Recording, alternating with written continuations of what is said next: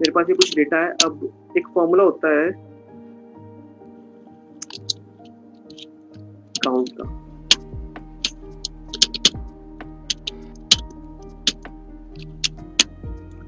तो count function क्या करता है, इज इक्वल टू काउंट, ठीक है। इसके अंदर इसके पैरामीटर्स आ रहे हैं, जो value 1 value 2, lot of parameters हैं इसमें, वैल्यू 1 वैल्यू 2 वैल्यू 3।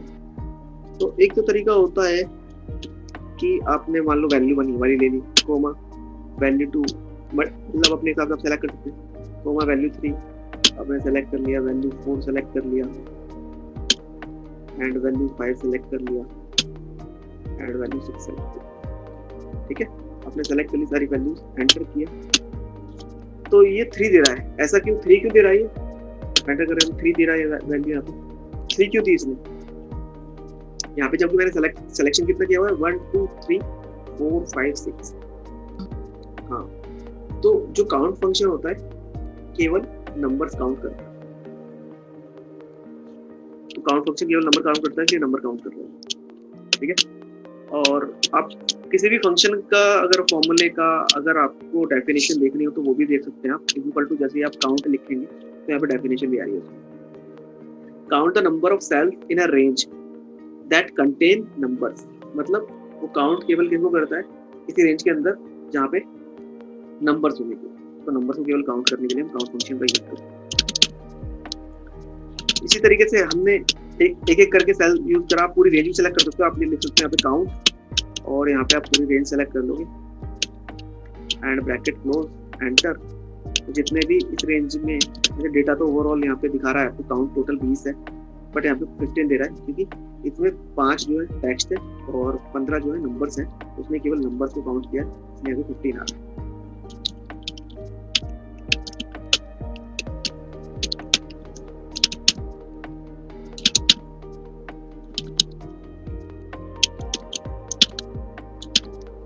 तो ये होता है काउंट फंक्शन, जो कि केवल नंबर्स को काउंट करता है।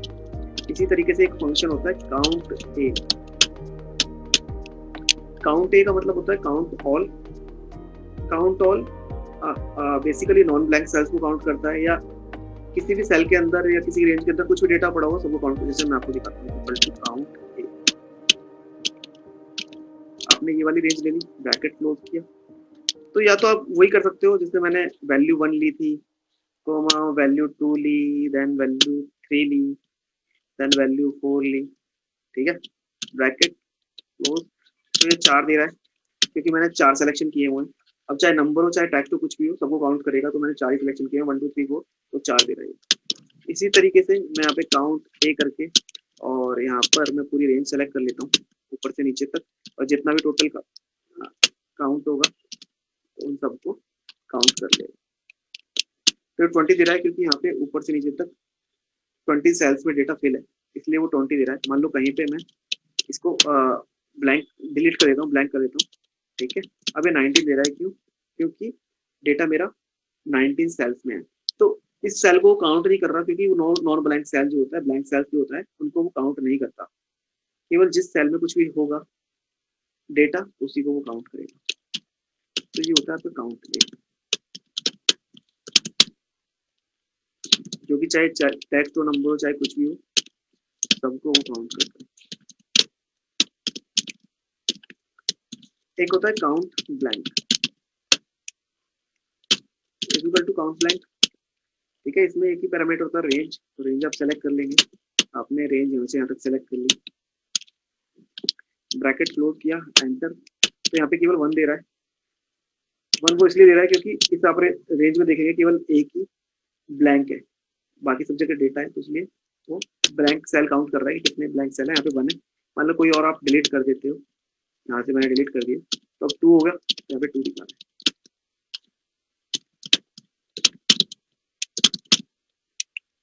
तो count blank function blank cell को काउंट करके बताता है कि कितना ब्लैंक है।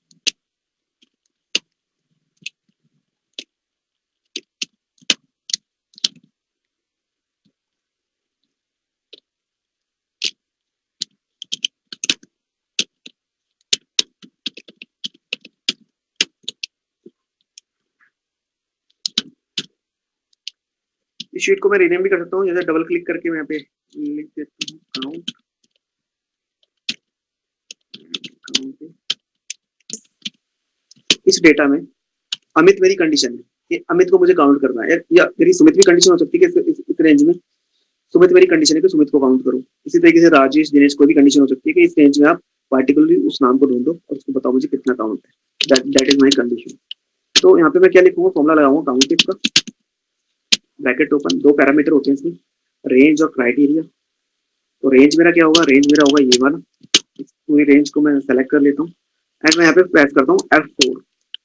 F4 मैंने किस लिए प्रेस किया, ताकि क्योंकि मैं इस रेंज को हिलाना नहीं चाहता, मुझे पता है मेरी रेंज हिलानी नहीं है, मुझे इस रेंज को हिलाने की जरूरत नहीं है, इसलिए मैंने इस रेंज को फिक्स कर लिया कि A2 से A16 और वन टाइम मैंने F4 प्रेस किया ताकि रॉ और कॉलम दोनों फ्रीज हो जाए, ताकि मैं कहीं पे भी ऊपर से नीचे को फॉर्मूले को ड्राइव डाउन करूँ वो वहाँ पे फिक्स रहे, इसलिए मैंने वन टाइम F4 प्रेस कर दिया। कोमा क्राइटेरिया, क्राइटेरिया मेरा होगा जो भी क्राइटेरिया आपको देना होगा, जैसे मेरा क्राइटेरिया यहाँ पे क्या है, अमित है, तो मैं सेल को सेलेक्ट कर लूंगा, तो क्राइटेरिया में अमित को सेलेक्ट कर लेता हूँ। मैं यहाँ पे फ्रीजिंग कौन सी कर सकता हूँ, मैं पे फ्रीजिंग में कर सकता हूँ ये वाली मैंने कौन सी थर्ड टाइम मैंने फ्रीजिंग की है यहाँ पे, जो कि केवल कॉलम को फ्रीज कर रहा है, रॉ को फ्रीज नहीं कर रहा, रॉ को फ्रीज नहीं कर रहा।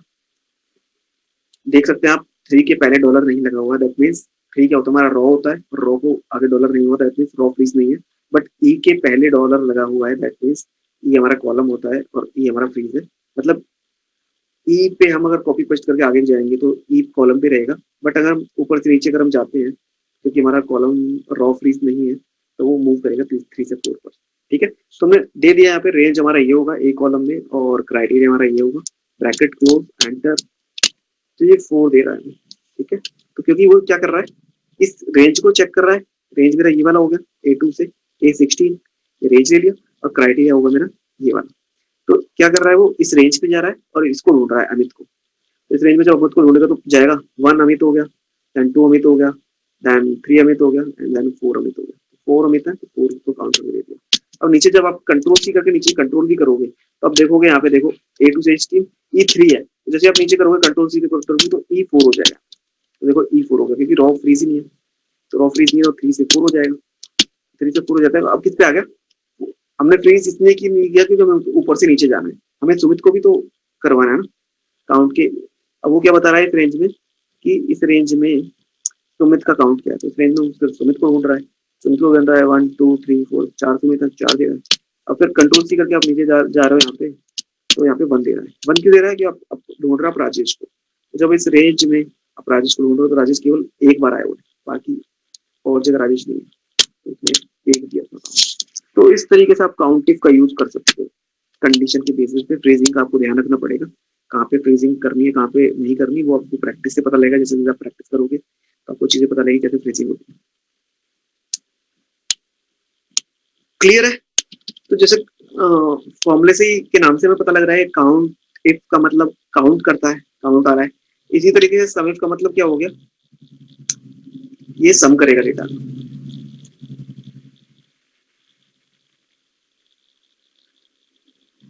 तो सम तो हमेशा नंबर का ही होता है, मतलब हमें ये वाली रेंज भी यूज करनी पड़ेगी सम वाली। सैलरी का अगर हमें सम करना होगा तो हमें, अगर सम करना होगा किसी का नंबर का सम होता है तो हमें सैलरी वाला कॉलम भी यूज करना पड़ेगा।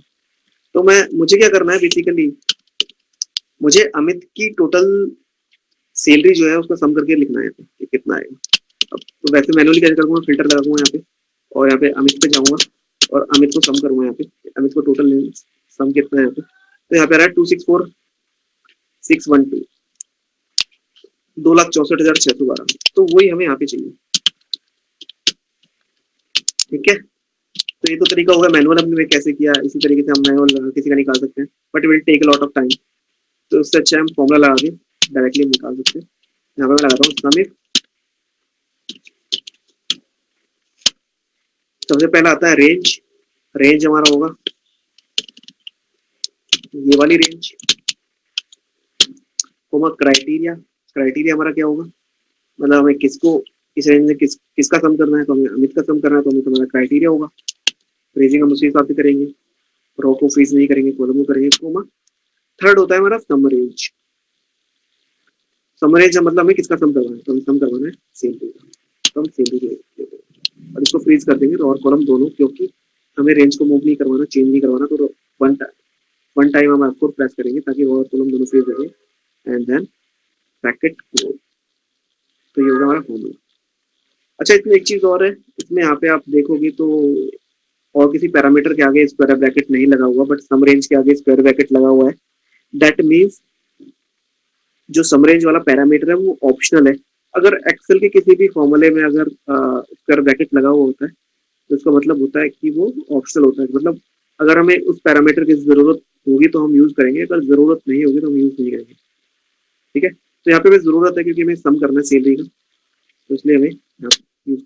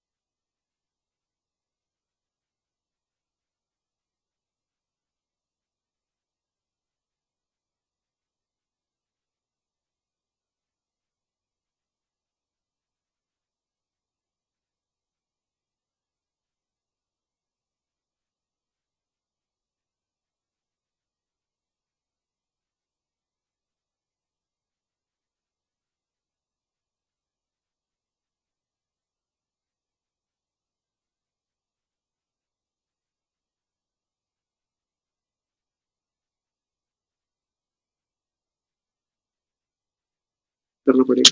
तो देखो यहाँ पे दे दिया उसको सम, हमें इसका सम दे दिया कि हमारा इस रेंज में क्राइटेरिया ये होगा और सम हमें इसका करना है इस रेंज में। तो फिर उसी की बेसिस पे दिया। अब जैसे आप नीचे कंट्रोल टी करके या कॉपी पेस्ट करके आप करोगे फॉर्मूले को, तो देखोगे आप इस फॉर्मूले पे जाओगे तो आप देखोगे इस रेंज में अब सुमित का बता रहा है यहाँ पे, और सैलरी ये है इसकी, सुमित की है, और अब इस रेंज पे जा रहा है राजेश की बेसिस पे, और इसका सम बता रहा है।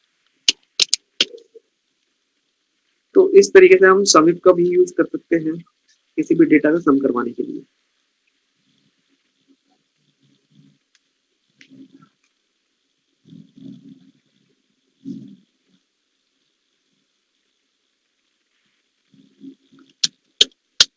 तो ये हो गया हमारा समिट।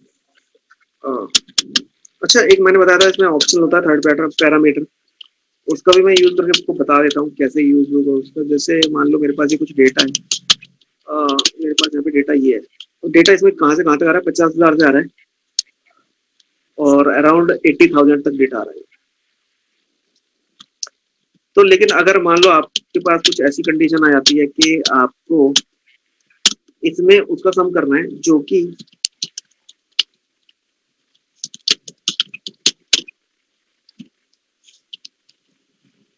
जो वैल्यूज आपकी 70,000 से ज्यादा होंगी उनका सम करना है। तो उसमें 70,000 से ज्यादा किस किस का है, 70,000 से ज्यादा ये है, ये है। ठीक है, तो 70,000 से ज्यादा ये भी है और 70,000 से ज्यादा ये भी है। या आप छोड़ो, आप सीधा ये है मेरी कंडीशन 75,000 से ज्यादा जो भी है, तो 75,000 से ज्यादा क्या क्या है, तो ये 75,000 से ज्यादा और ये भी 75,000 से ज्यादा, तो इन दोनों को सम चाहिए होता। तो 75,000 इन दोनों को सम अगर हम देखें यहाँ पे, उसका सम आ रहा नीचे 155,007। तो ये मुझे लाना है, तो क्या कंडीशन होगी, तो मेरा जो कंडीशन है वो ये है, ग्रेटर देन जो 1 लाख, ग्रेटर देन 75,000, ये सम चाहिए। ग्रेटर देन का साइन तो सभी को ही पता होगा, ये हमारा ग्रेटर देन का साइन होता है,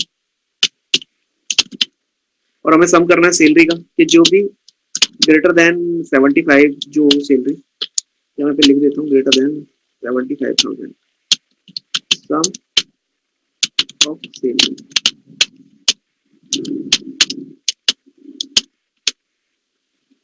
तो मैं क्या करूंगा यहाँ पे सम में, तो रेंज क्या होगा, मुझे नाम से तो लेना देना है ही नहीं, मुझे केवल सैलरी से लेना देना है कि जो भी सैलरी 75,000 से ज्यादा होगा बस उसको सम करना है, तो मेरी रेंज भी यही होगी। तो क्राइटेरिया, क्राइटेरिया मेरा क्या होगा, क्राइटेरिया होगा मेरा ग्रेटर देन 75,000।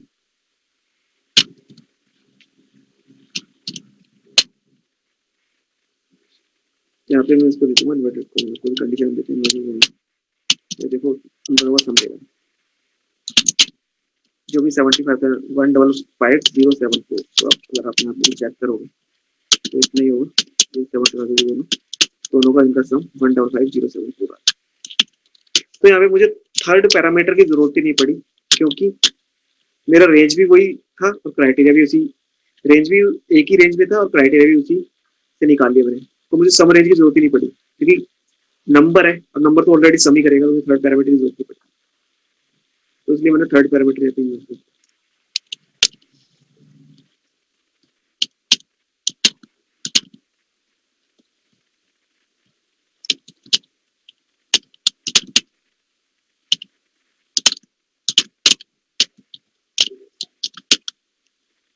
एक फंक्शन होता है काउंट इफ्स। अभी हमने पीछे जो किया था वो किया था काउंट इफ, यहाँ पे काउंट इफ था, बट यहाँ पे ये वाला फंक्शन जो है ये है काउंट इफ्स। अब काउंट इफ और काउंट इफ में डिफरेंस ये होता है कि काउंट इफ केवल एक कंडीशन के बेसिस पे ही डेटा को काउंट करता है, बट काउंट इफ्स में अगर आपके पास एक से ज्यादा कंडीशन, चाहे कितनी भी कंडीशन हो, तो आप काउंट इफ्स का यूज करोगे। केवल एक कंडीशन के लिए हम काउंट इफ का यूज करते हैं, एक से ज्यादा कंडीशन के लिए हम काउंट इफ्स का यूज करते हैं। अब यहाँ पे आपके एक से ज्यादा कंडीशन होंगी तो इसलिए काउंट इफ्स का यूज होगा, क्योंकि यहाँ पे मेरा क्वेश्चन ये है कि यहाँ पे अमित ने एलजी में कितनी सेल की है, कितना काउंट आ रहा है।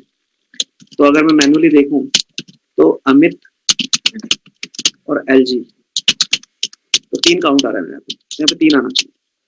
इसी तरीके से सुमित का सैमसंग का कितना काउंट आ रहा है, राजेश का सोनी का और दिनेश का पैनासोनिक का कितना काउंट आ रहा है। तो उसके लिए हम क्या करेंगे, इक्वल टू, क्योंकि एक से ज्यादा कंडीशंस हैं, 2 कंडीशन तो हम यहाँ पे काम करें तो काउंट इफ का यूज करेंगे। और सबसे पहले आता है क्राइटेरिया रेंज 1। क्राइटेरिया रेंज 1 मेरा ये वाला रेंज होगा, और जो भी हमारा क्राइटेरिया रेंज 1 होगा उसके बेसिस पे ही क्राइटेरिया होगा, क्राइटेरिया 1। तो इस रेंज में आप किसको ढूंढ रहे हो, इस रेंज में ढूंढोगे आप अमित को, ये क्राइटेरिया 1 आपका ये होगा, कोमा। सेकंड रेंज होगी आपकी प्रोडक्ट, इस सेकंड क्राइटेरिया रेंज 2 है, then comma criteria range 2, criteria range 2 आपका ये वाला, आप इस रेंज में ढूंढोगे, सेकंड रेंज में आप ढूंढोगे एलजी। ठीक है, इसी तरीके से मल्टीपल ऑफ क्राइटेरिया रेंज और क्राइटेरिया होते हैं। ठीक है, कितने भी आप क्राइटेरिया लगा सकते हैं। यहाँ पे मेरे पास 2 ही रेंज और 2 ही क्राइटेरिया, तो उनके बेसिस पे मैं काउंट करता हूँ। तो ये देखो अमित का एलजी का 3 बता रहा है कि 3 काउंट है। इसी तरीके से नीचे ड्रैग कर देता हूँ अकॉर्डिंगली।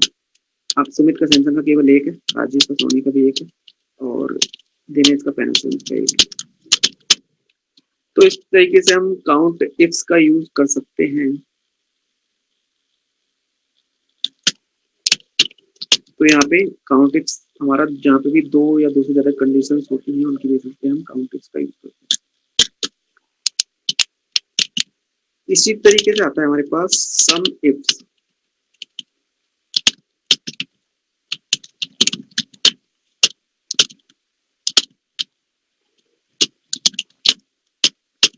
तो सम इफ्स क्या करता है बेसिकली, जैसे काउंट इफ्स सम इफ, जैसे काउंट इफ और काउंट इफ्स में डिफरेंस होता है, सेम डिफरेंस सम इफ और सम इफ्स में होता है। तो पीछे हमने जो यूज किया था सम इफ यूज किया था, वहां पे एक कंडीशन के बेसिस पे हमें डेटा का सम करना होता था, हमने सम इफ का यूज किया था। यहाँ पे 2 या 2 से ज्यादा कंडीशन की बेसिस पे हमें अगर डेटा का सम करना हो तो फिर हम सम इफ्स का यूज करेंगे। तो सम इफ्स सबसे पहले आता है सम रेंज। सम रेंज मतलब किसका सम करना है आपको, तो हमें सम करना है यहाँ पे सैलरी का, तो सैलरी ले लिया मैंने। देन आपको वही हो जाता है क्राइटेरिया रेंज 1। तो क्राइटेरिया रेंज 1 आपका ये क्राइटेरिया होगा रेंज एक कॉलम में, कोमा इसमें क्या ढूंढेंगे आप, क्राइटेरिया 1 का क्या होगा, अमित होगा, कोमा क्राइटेरिया रेंज 2 क्या होगा आपका, क्राइटेरिया रेंज 2 होगा प्रोडक्ट,